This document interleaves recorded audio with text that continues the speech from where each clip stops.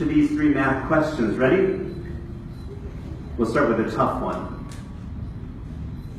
For those people around you, who can be the first to get this one? 10 plus 10 equals go.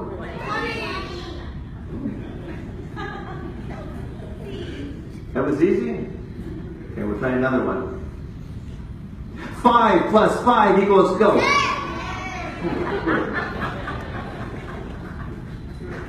Last one, trick question. 1 plus 1 equals... Wrong. 1 plus 1 equals 1 according to today's readings. Did you catch that? Today's first reading from the book of Genesis, today's gospel from Mark. They both talk about 1 plus 1 coming together and being 1.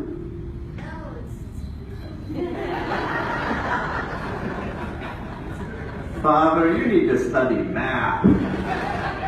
Okay, try it with me. Take one hand with one finger, another hand with another finger. You ready for this exercise? You have 2 fingers. And in marriage, what happens when 2 people come together? Jesus says in today's gospel that 2 are supposed to come so close together that, yes, you're right, they're 2, but they live as if they were 1. I still have 2 fingers, but they're so close together. Imagine living so close to those people around you, your family members, your friends, that suddenly it's not you and them, but it's us. It's not, where do you want to go to dinner tonight?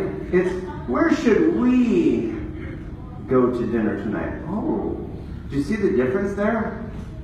There is no I in team. Amen? And that's what Jesus is saying with marriage too. Jesus is saying there is no I in marriage. Maybe another language.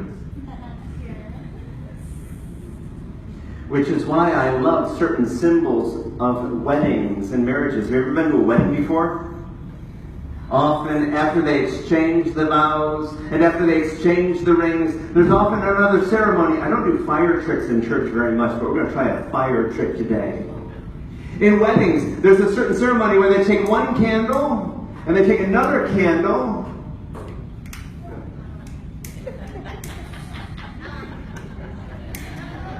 And what happens? They bring those 2 candles together and the 2 candles form how many flames? 1 flame. Imagine living your life with that other person, because isn't that what that symbol in marriage is all about? One person, another person, this person's family, suddenly they come together and they're no longer 2 flames, they're 1. Can you imagine living in unity with others like that? How cool would that be for us to live in unity? In married life or otherwise?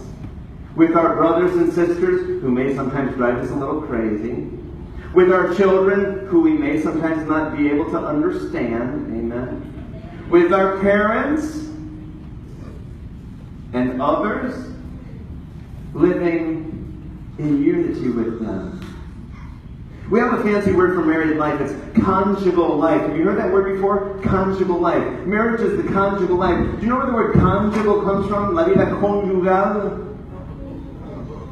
To live married life, conjugal life, literally means, any farmers in the crowd?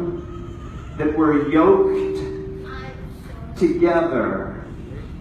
Think about that for a moment. When you're married to a person, look at that other person and say, I'm yoked to you. What were we thinking? I'll tell you what you were thinking. You were thinking that the 2 of you were going to be pulling together this yoke so that in the good times and the not so good times, in sickness and in health, you'd be helping one another out so that the 2 of you are pulling. And that's what conjugal life is. That's what married life is pulling the yoke together. Walking in step with one another. And I suspect that when we're married, that's often the intention that we have, is to live that close together, united in love. Any of us ever been married? You know how it is then, right? You know how it is, how a word or an action can put a little space between us, and that little space can turn into a little more space, and finally it creates more and more space until, even though the neighbors think that we're living close together because what they see is us living together, we're not so close. And the challenge becomes, how do we come a little closer together? Here in this church today, I think Holy Family has the best parish name in the whole city of Austin, amen? That we are a family. It reminds us that we're a family. But I think we're number 2. The runners up are Salem Lutheran Church. Think about this for a moment. Where does the word Salem come from? Salem. Comes from the Hebrew word shalom, which means what? You guessed it. Peace.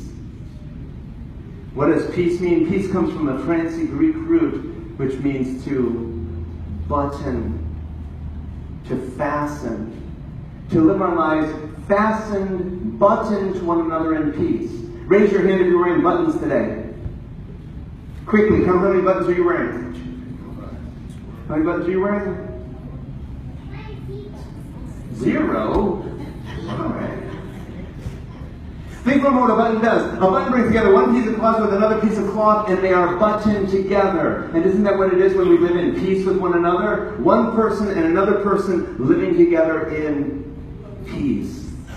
Brothers and sisters, today's readings challenge us to reflect deeply on those mysteries of married life, of two becoming one, of carrying that yoke together, of being buttoned together, because that's not just an analogy for marriage. That applies to every single relationship in your life. You are buttoned together with those people, like them or not. Amen? The challenge becomes, how do we live in peace with those people?